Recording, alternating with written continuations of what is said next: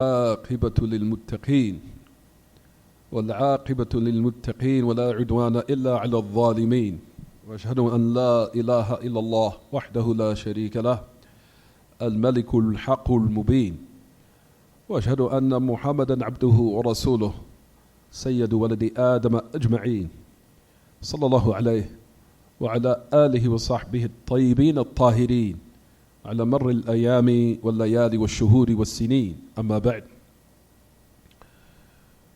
We continue in Buloogh Al-Maraam for 19 p.m. Sunday, September the 25th, 2019, which agrees with on the Hijri or Islamic calendar, the 16th of Muharram, the year 1441 after the migration of the great noble messenger, our Prophet alayhi salatu wassalam.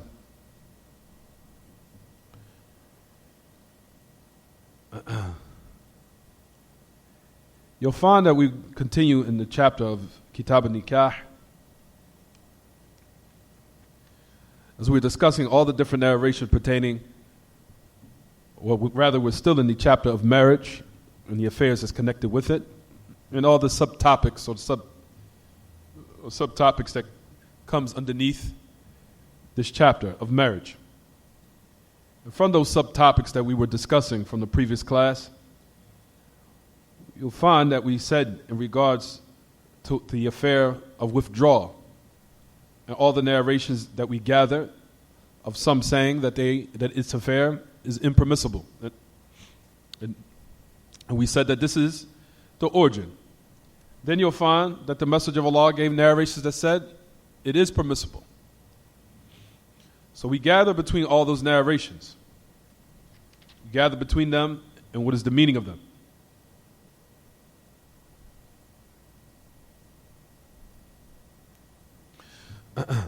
We said, in regards to what we discussed previously, we said that those conditions have to be fulfilled. There are two conditions. The conditions that it has to be an agreement between both spouses.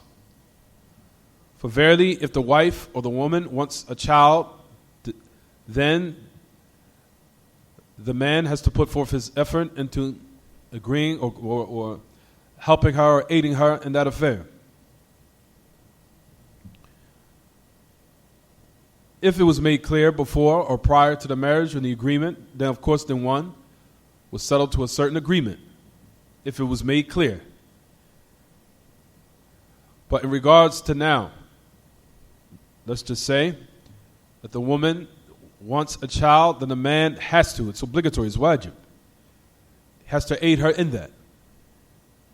If she's in disagreement and she wants a child. So it has to be an agreement between the two spouses, which is the first condition. And the second condition that we mentioned from the previous class, if one wants to practice withdrawal, that if there's a harm, and I gave one example, and then we'll give other ones that's going to come inshallah. For example, if a woman was pregnant and she died having a previous child, and the doctor might have said, or a doctor who's reliable and trustworthy in his field, he's trustworthy in his field, and in his specialty where he specializes, says that she more than likely gets pregnant again, it's going to damage her ovaries or damage her body, that she has to heal for a certain amount of months, about 3, 5, whatever the doctor says, or whatever doctor one was consulted with. And this is what he gives. So here, you'll find that withdrawal, of course, could be practiced, and it could be used as a form of contraception. And that's also what we'll talk about, especially in this regard of something that is considered detrimental to one's life. Can one use a contraceptive? And that's also what we'll discuss. But can withdrawal be practiced here? We say in this particular instance, of course. Of course. Because preservation of life is what the religion calls to. And if it's something detrimental to one's life, then of course one can do it. طيب. I'll read quickly a benefit from the great Imam. There's other examples I wanted to give, but we'll give it in a couple of minutes. The great Imam Sheikh Salih Fawzan that he mentions in this regard, he says, there's people يبقى الكلام في قضية في هذا العصر وهي قضية تحديد النسل وهذه فكرة جاءت من الكفار يريدون بها تقليل عدد المسلمين. To the end of it. I'll just read it in English real quick. He said there's something we want to discuss. That he said in these modern day times, the case of what they call tahdid al-nasl. Tahdid al-nasl. What they call, if you want to say, the practice of contraceptives to stop or keep the level or the number of the civilization or the population of the people at a certain number or making them less. And this is an idea that came from the non-Muslims. And they came up with this idea in order to lessen or minimize the number of Muslims. He said then they spread it amongst them the fear of having an abundance of children or copious amounts of children. And that you'll be in a state of severe difficulty due to the fact that all the natural resources of the earth is not adequate for an abundance or a number of people or abundance of children. And there will be less provisions in order for people to what? To maintain these newborn children or these different types of people being born. And you will not be able to what? Cultivate them. So they spread this type of ideology amongst those who are weak in faith, from amongst the Muslims to the point where they embraced it. And those who are weak in their minds, they have a weak mind. And they find and deem to be good minimizing the amount of children that one is to have, or minimizing or bounding it to a certain number, as this affair is not permissible. For firstly, you'll find the great Imam that he mentions, it says, وَهَذا يُشْبِهُ فِعْلَ الْجَاهِلِيَّةِ فِي قَتْلِهِمْ أَوْلَادَهُمْ خَشْيَةَ الْفَقْرِ. He said, first, this type of concept, or this way of thinking, that it resembles the actions of the people of Jahiliyyah, prior before Islam, where they used to kill their children out of fear of poverty. He said that this concept or this way of thinking or this mentality resembles what they used to do prior to Islam when they killed their children out of fear of poverty. And Allah subhanahu wa ta'ala clearly mentions in his book, do not kill your children out of poverty.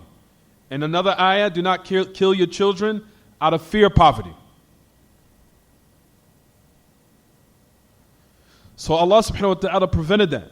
And rather you'll find that Allah subhanahu wa ta'ala mentioned that the reason for provisions increasing is more people being born. That's the reason why Allah ended the ayah by saying, نَحْنُ نَرْزُقُهُمْ وَإِيَّاكُمْ. In another ayah it says, وَنَحْنُ نَرْزُقُكُمْ وَإِيَّاهُمْ. We will provide for you and them, meaning we will give you sustenance and provisions that will be adequate to take care of all of them. And that will be a reason for the augmentation of one's provisions, or for one's provisions to be increased, is to have more children.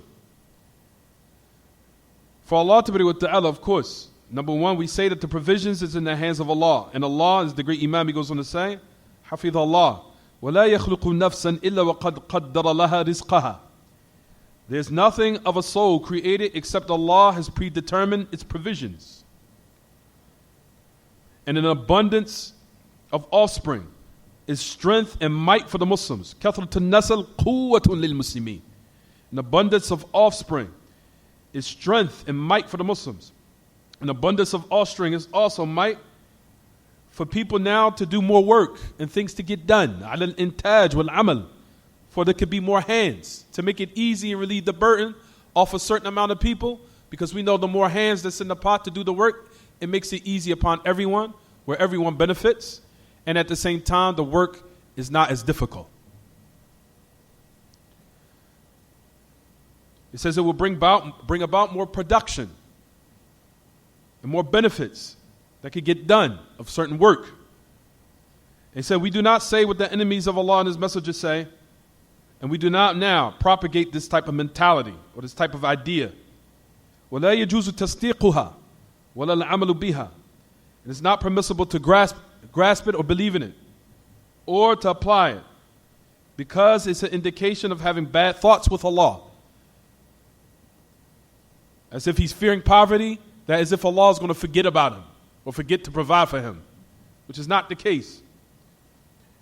There's nothing that Allah has created except that He has made for that creation that will be brought in this existence, written for it is provisions that will come to him or her.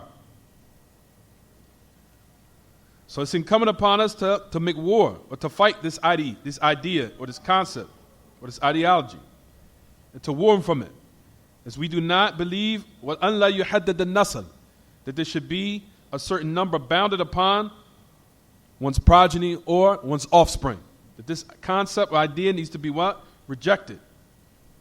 Because like we said, كَثْرَةُ النَّسَلِ مَطْلُوبَةٌ.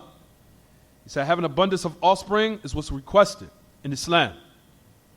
And for that reason, the Prophet ﷺ can clearly mention the encouragement to marry the woman who's loving and can bear, or who's loving and can bear lots of children.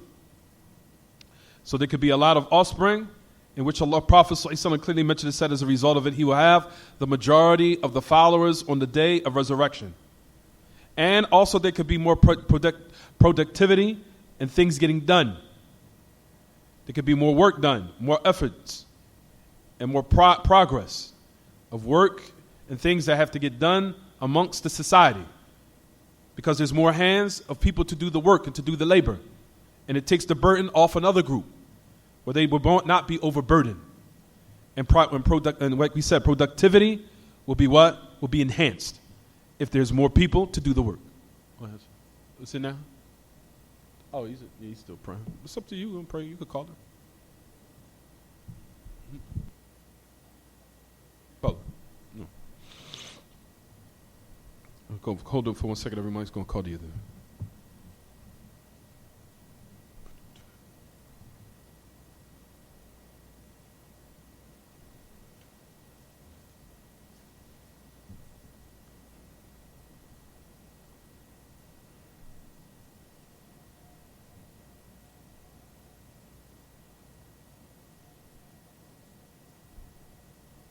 Allah Akbar, Allah Akbar.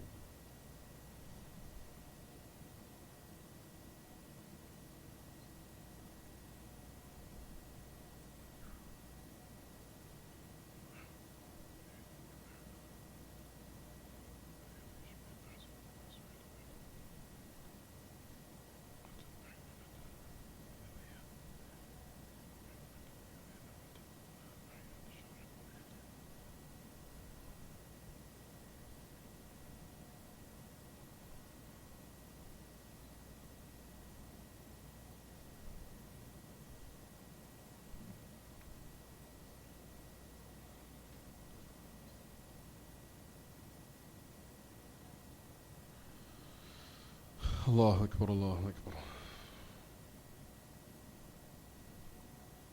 اللهم رب هذه الدعوة التامة والصلاة القائمة آتي محمد الصلاة والفضيلة وبعث مقامه وأتم.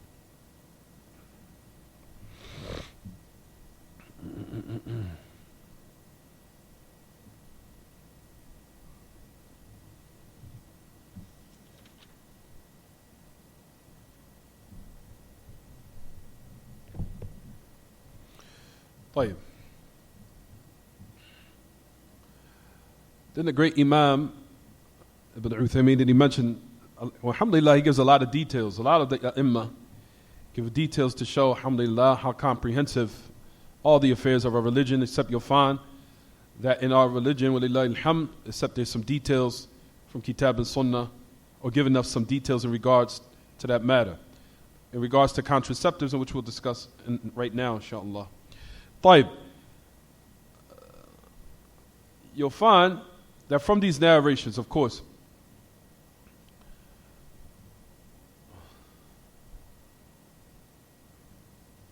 I'll just put it there. No. وبقيت قضية تأخير النسل. بعض الناس قد يتخذ شيئا يسمونه تنظيم النسل، بمعنى أنه يعطي أدوية لزوجته بحيث يتأخر حملها. هذا فيه تفصيل.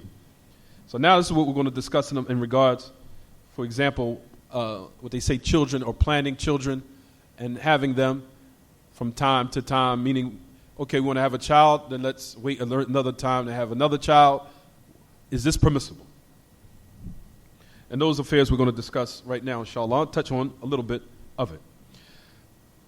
طيب. You'll find that Ahl Ilm from them say, بقيت قضية تأخير النسل. Now it remains an affair of putting off offspring to another time.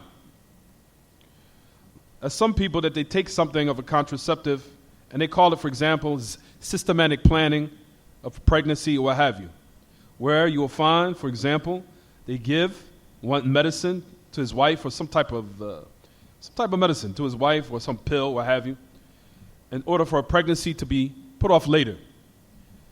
Is this permissible? So you'll find the great Imam that he mentions, it says, this has some details. He said, كان هذا لعذر كأن تكون المرأة مريضة ولا تتحمل تتابع الحمل عليها وهي تأخذ علاجا من أجل أن يتأخر الحمل نظرا لحالها ونظرا لضعفها فلا بأس لا بأس يجوز أن تأخذ ما يؤخر الحمل ولا يجوز أن تأخذ ما يقطع الحمل. He said, for verily we say that the excuse that if a woman is sick and she cannot handle or endure one pregnancy after another. And this is similar to what I just mentioned about 10 minutes ago. For example, that she takes some type of form of remedy in order that the pregnancy be put off, taking in consideration her current circumstance. And also look to her severe weakness, and if this is the case, there's no problem with taking a what? Some type of pill or what have you. With the condition that others from Al-Ilm say, if it's found that it's going to cause another type of harm. As we know, a lot of these medicines have side effects. That's due to the what? The consultation of the doctor. If the doctor says it's going to have these side effects or it's going to render you permanently barren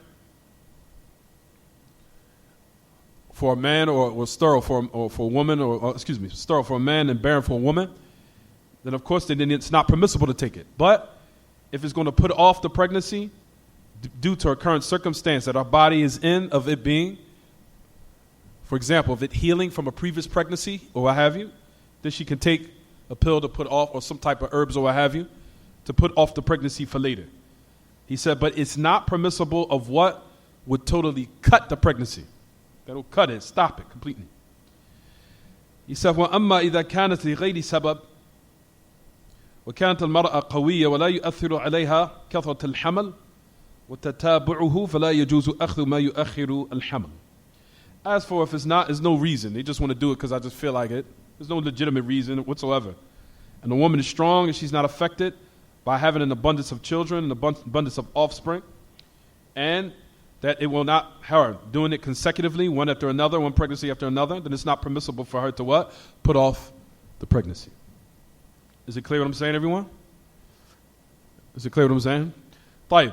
Now we're going to bring other details. You'll find, of course, in regards to people using hubub, pills that they take to prevent pregnancy. وهذه الحبوب يقولها لنا الأطباء. I'll just read it in English quickly.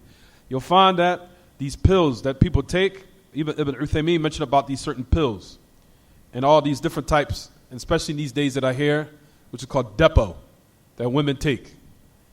And that has a lot of harms to their body, a lot of harms. It messes up the balance of their hormones, throws it off, makes their monthly meds thrown off course. It doesn't become systematic anymore. It's like it's thrown off. And usually when a woman's meds is thrown off, that means her hormones is off balance. It causes an imbalance in her hormones. And we know that could cause a lot of different types of what? Problems in the body. It can make a woman weak, can make her moody, to the end of it. He says that the doctors say that these pills to prevent pregnancy is harmful upon the womb of the woman, the womb, and the blood, and the child in the future. He said for that reason you'll find, he says, there's been an abundance of, not mutations, tashawuhat is like, what is it when a person, when they're born with some type of, not a blemish, but some type of birth defect. He said, for that reason, you'll find that there's a lot of people that they're born with these type of what? Birth defects. Especially within the child. In these days and times because of these type of pills. Allah subhanahu wa ta'ala has assembled the body upon a specific natural manner. And He's given the body everything. He says, فَأُعْطِي الْبَدَنْ مَا يُضَادُ هَذِي الطَّبِيعَةِ صَارَ فِيهِ ضَرَرٌ. Anything that's been given, the body, what goes against this natural course of nature in which Allah has designed and assembled the body based upon, and in it is a harm upon the body, then it's incumbent upon a person to leave it off and let the body do what it's supposed to do. Leave it in doing its natural course and let it run its natural course, in which it was what? Created upon. That is what's appropriate for it, meaning for the embryo is in the womb of the woman growing. At any rate, just to keep it simple, then he starts to speak about what is known as a lowlab. And I think this is something that is inserted in the woman's private part to prevent. They said it's put around the unuq or the neck of the womb. The neck of the womb, the side of her, which also prevents the actual sperm from what? Coming inside of the womb of the woman to impregnate her, or to what? For the sperm to enter to fertilize the embryo, or what have you. Is this permissible to do? He call it a lowlab. He said, يُرَكَّبُ فِي عُنُقِ الرَّحْمِ. It's put inside the womb of the woman. طيب. It prevents the sperm, of course, from entering. He said, this also resembles withdrawal. He said, rather, I've heard that certain people say that it's not permissible. He said, because it kills al-hayawanat al-mi'awiyah. It kills the little, the spermicides, or the little, what do they call those little things inside the sperm that they say? I forgot the name of it. I know it in Arabic they say, but I just can't translate it. Al-hayawanat al-mi'awiyah. The little types of spermicides that's considered life in the sperm itself, they say this is killing. He said this is not correct. He said the little spermicides is inside of the sperm, of course. We do not say it's an established life where it contains a soul. Is it clear what I'm saying so far, everyone? I say spermicides. That's a bad word. The little actual, what is the thing of those things that wiggle inside of the sperm? I can't think of the name right now. No, semen, huh? No, semen is sperm. Well, they say the little millions of what thing that swim. Anyway, people know what I'm talking about. Because people say that these type of contraceptives, that's a form of killing life. So that's the reason why he's saying that we do not say that it's been affirmed, shara'an, as far as kitab and sunnah, that this is a form of killing life or killing the human being. Why? He said if this was the case, then we would say that a man that had a wet dream at night killed an abundance of kids. Or that a man, when he practiced withdrawal due to a certain reason, that means he killed kids. Meaning he had a legitimate reason to practice it. Right? So that means he said that this is wrong. That it will what? It will fall upon his clothes or his garments or what have you. And they say that this is killing these little small lives. And because he said, however, we say that this is not given the ruling of a life. We're not saying this at all until we call it actually little small portions of life of human beings in the sperm of the man. And there's nothing that indicates that. But at any rate, he said, let's get back to the point of what we're saying. He said, a lowlab, this type of contraceptive that is put in the woman that prevents the sperm from entering the womb to impregnate her or fertilize the embryo, the egg, or what have you. We do not consider this killing little small lives. He says, even though, he says, some of the doctors that they do consider, they do call it killing, but it's not, as far as in Kitab and Sunnah. We're not saying that we can't. But anyway, he said the hukum is, what's the ruling? The ruling of this is similar to what we mentioned about withdrawal. Exact same thing. The details that we gave. And he said that this is more less than just merely taking the pills. Because it's not going to leave all the different types of harms on the body. He said, وَأَخَصُّ مِنَ الْعَزَلِ. It's more exclusive, of course, than just merely withdrawal. It's something more effective, or more of, if you want to say, it's more effective, of course. He said, because Al-Maraam or Rajul, of course, that they will attain their full pleasure in this regard. that, of course, in regards to a man, when they reach the level, of course, or the height of pleasure within the course of intimacy, that he will release, of course, in the womb of the woman in order to what? Impregnate her to the end of it. And likewise, the woman gets pleasure out of that. But anyway, the thing that we're going to now say, he's saying this in regards to the usage of these contraceptives. He said because the origin is that they shouldn't be used except to the conditions that we mentioned that have to be fulfilled. And due to those reasons that we mentioned. I don't think you guys wasn't here when I mentioned the conditions. So these contraceptives takes the exact same ruling of withdrawal, no more, no less. There has to be agreement amongst the two spouses, and it has to be a what? A legitimate reason. Meaning there has to be a harm there, or what have you. There has to be a harm there, or something of the different types of circumstances there are in which we face today. I'll read something with the great Imam Al-Hafiz ibn Hajar that he mentioned, rahimahullah, in these narrations, what he gathered between all of them. He said, rahimahullah, أشار إلى أنه لم يصرح لهم بالنهي. He said that you will find in these narrations that we've mentioned in this book or in this chapter, he says that there's not a frank that we say generally that is prohibited. Because there's some narrations that said it is. He says, even al-azal, إنما كان خشية حصول الولد. He said withdrawal was due to the fear, if you look in the narration, of when the man said, and I'm going to explain this hadith a little bit later. When the man had the female concubine, if you look in your books, we just covered the narration where it says that I hate and detest that she become pregnant. Why did he say that? That's what we want to talk about. And I want what a man wants. What does he mean by that? And what is he talking about here? Why would a man say that I would hate she become pregnant? Why would he say that? And he said, I have a female concubine and I detest that she become pregnant. That would be basically, Al-Hafiz ibn Hajar is covering this narration here. So Al-Hafiz ibn Hajar that he mentioned as it says, he said, verily now, in this, he said, verily he was practicing withdrawal out of a fear that what? A child or offspring will be born. The Prophet ﷺ in this particular narration said that there's no benefit in that, due to the fact that if Allah predetermined and destined the creation of a child, even withdrawal cannot hold it back. For verily the sperm or what have you can be released, and the person who wants to practice withdrawal might not feel it. Is it clear what I'm saying? And I've heard stories about this even before we was Muslim. Even that what? The man who practiced that, she still became what? Pregnant. So the Prophet ﷺ mentioned this.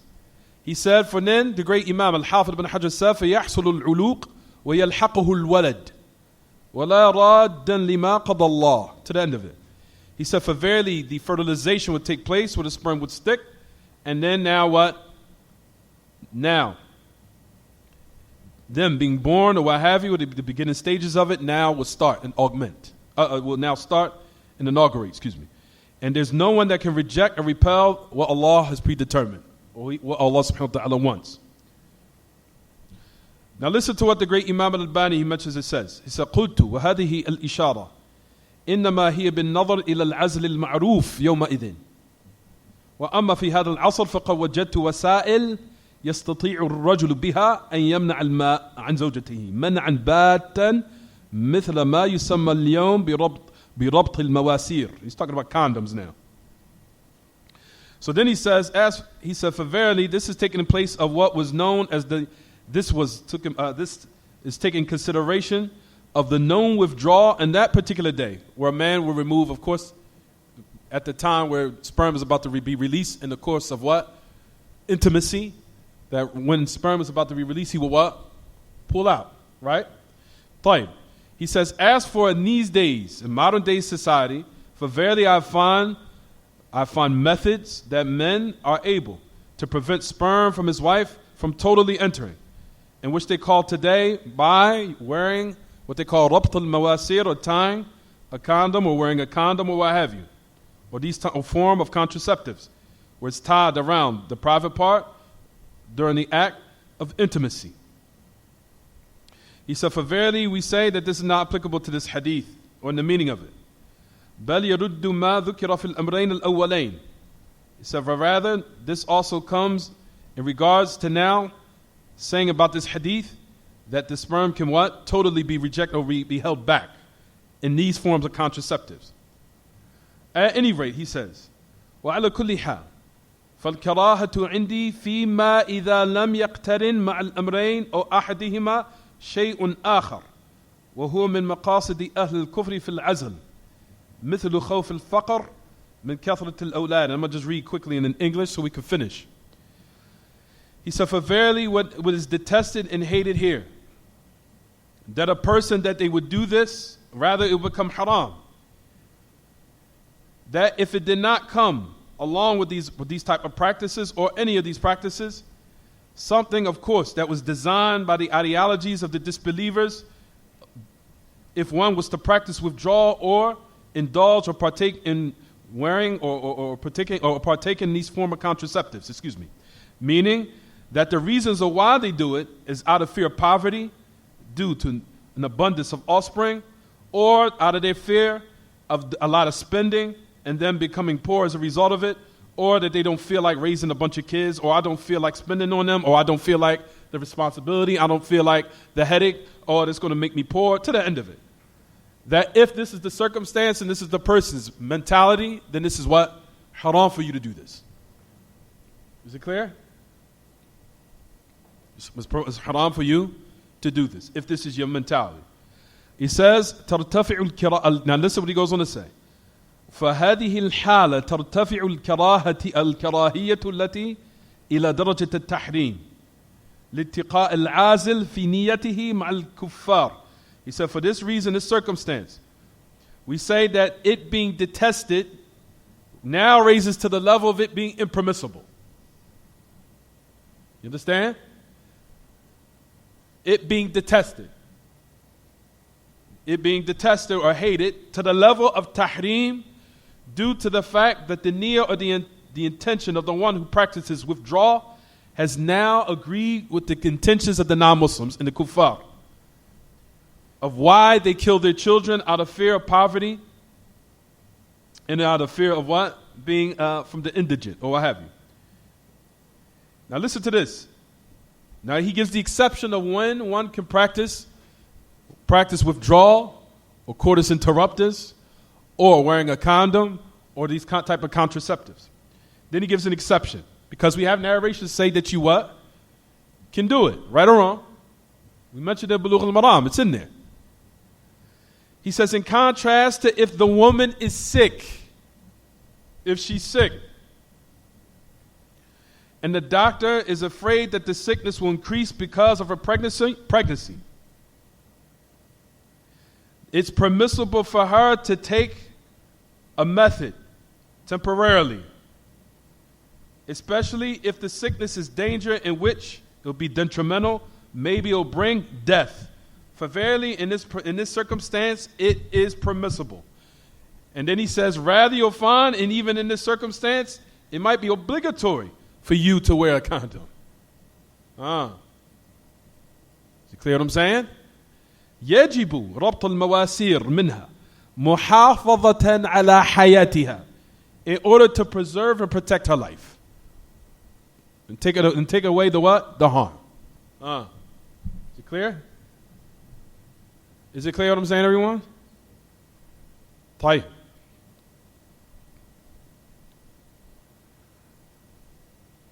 Now let's get to the hadith when the man said, I detest that she become pregnant. What does he mean by that? I detest that she becomes pregnant. People laughing. Astaghfirullah. That was just a reaction. At any rate, the narration says, on the authority of Abu Sa'id al-Khudri, it says that a man said, O Messenger of Allah, verily I have a female concubine. وَأَنَا أَعْزِلُ عَنْهَا, and I'm practicing withdrawal with her. And I detest that she becomes pregnant, to the end of the narration. I'll just mention it quickly. He said, verily, the Yahud, that they say, that if a man practices withdrawal, it's considered burying, they considered the type of burial of someone alive that is minor. Of burying someone alive. They call it Maw'uda, a sughra. The minor type of burying one alive. The Prophet ﷺ said, Kadhabat Yahud. The Jews have lied. Verily Allah, if He wanted to create a person, you are not able to repel it or hold it back. Tayyib. Now let's get back to now, what is the reason why he mentioned this statement? As we know, Ya Ma'ash al-Ikhwan, and I want to just mention this quickly.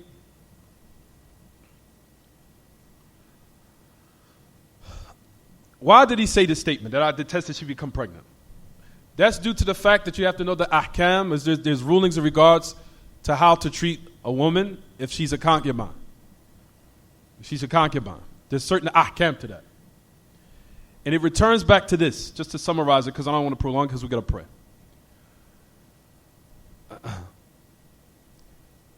If the woman becomes pregnant, who's a concubine, she's a concubine, female slave, or what have you. If she becomes pregnant and she gives birth, she now becomes what they call Walad, the mother of a child, in the ahkam of a woman being a concubine. She becomes what they call Walad. The Walad cannot be what? She cannot be sold at all. Why? Because it would come as a result of it, oppression, where she would be what? Separated between her and her child. Is it clear what I'm saying so far?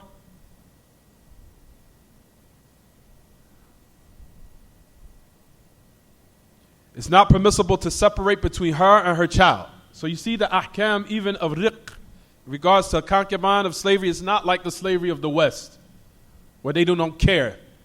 Take the family, separate them, we don't care what happens, the mother, father, the child is here, the children. No. Not permissible to separate between a mother and her child. So it says, لُتْلَا تُبَاعْ أَوْ تُبَاعْ إِذَا فَقَدَ وَلَدُهَا. She's not sold or separated between the child. If the child is lost, of course, if she's still without a child, meaning that she lost it, then of course, then we know that the concubine can be sold, to the end of it. Now, if she gives birth to the child, and she becomes what they call Walad, and the man who's in charge of her, or oversees her affairs and is in charge of her, she will now become liberated. She'll become liberated, and basically that is now him losing off of what? Something losing, where he'll lose his wealth. He'll lose his wealth. فَيَقْرَحْ أَن تَحْمِلْ. So now it's been based upon this. He didn't want her to become pregnant because of this reason. This is one of the reasons why he wanted to become pregnant. It says, and also, if he wanted to sell her during those times, if she became pregnant and she gave birth to the child, then of course her value became very, very what? Became cheap. Rakhis. And if she was not pregnant, وَتَضَعْ صَارَ أَغْلَى. وَإِذَا لَمْ تَحْمِلْ وَتَضَعْ. If she did not become pregnant, nor did she give birth, of course, then of course it would be what? Her value would be higher. For Muhim, the most important thing, this is the reason why he's saying in this hadith why he detests her becoming pregnant, because of these reasons. Is it clear what I'm saying, everyone? That's the reason.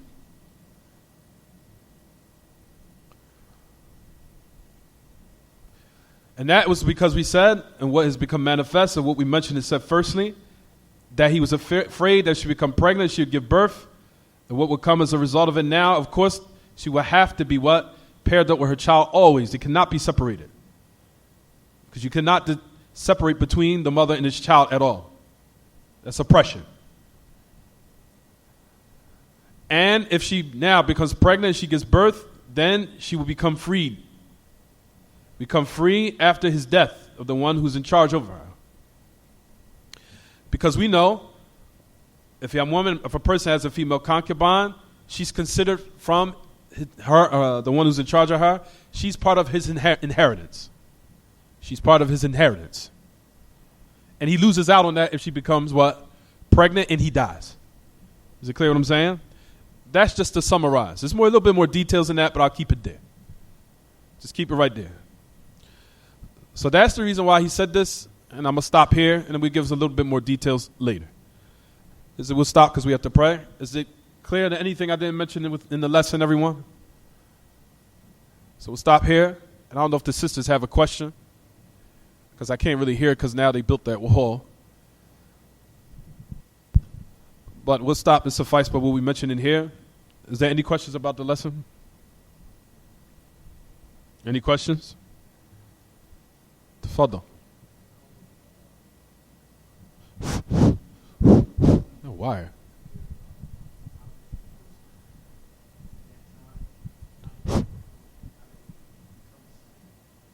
Due to war. They're part of the war booty. They take captives if there's a war. That's one of the main reasons why, as we say, there is no slavery these days, because there's no legislated jihad. There is no war. And like I said, also make the differentiation between what is the slavery of the West and the slavery of Islam is two different things. Totally different. So no one should try to apply one to the other. And they make it all one big pot. So you now fall into what the Nation of Islam falls into by saying, see, those Arabs enslaved black people. Everybody was enslaving each other. The Arabs were slaving the Arabs. The non-Arabs were slaving non-Arabs. Everybody was enslaving everyone. The Christians were slaving Persians. The polytheists was enslaving their own people from their own Arabs. Arabs were slaving Arabs. Blacks was enslaving blacks. Whites was enslaving whites. It was everyone. It wasn't no exception. Whites was in Europeans was enslaving Europeans. And I told this to the last class. During the slavery times of Africa, the traders of those who were slaves were for those who sold black people to the Europeans were African tribes. They were blacks. They were black.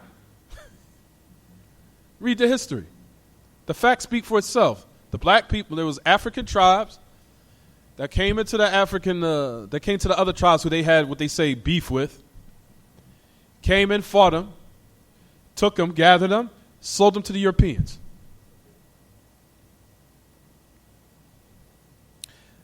Then they didn't know that the Europeans was planning to take them too.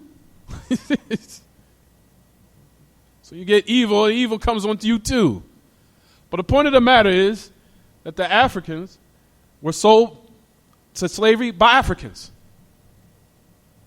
So are they the devil too? And they even say to this day that some of the tribes in Africa are still benefiting financially off of the slavery that took place a couple of hundred years ago. They're still benefiting from it financially. So the point of why I'm mentioning this is saying that blacks were enslaving blacks. Whites were enslaving whites. Arab was enslaving Arab. You get what I'm saying? However, we make the distinction that the Western type of slavery, or the filthy, inhumane form of slavery of the West, was not like the slavery of Islam, because the ultimate goal was to get them to become Muslim and to liberate them.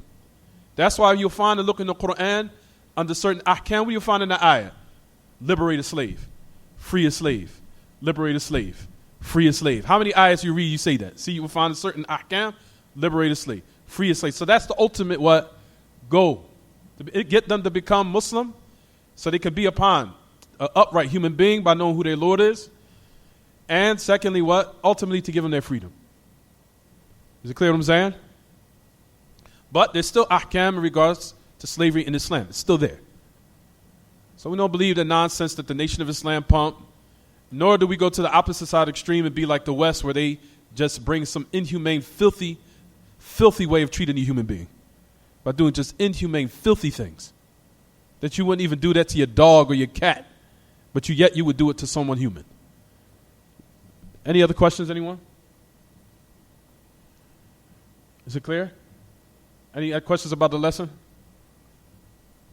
طيب, we'll stop here. وصلى الله وسلم وبارك على نبينا محمد وعلى آله وصحبه.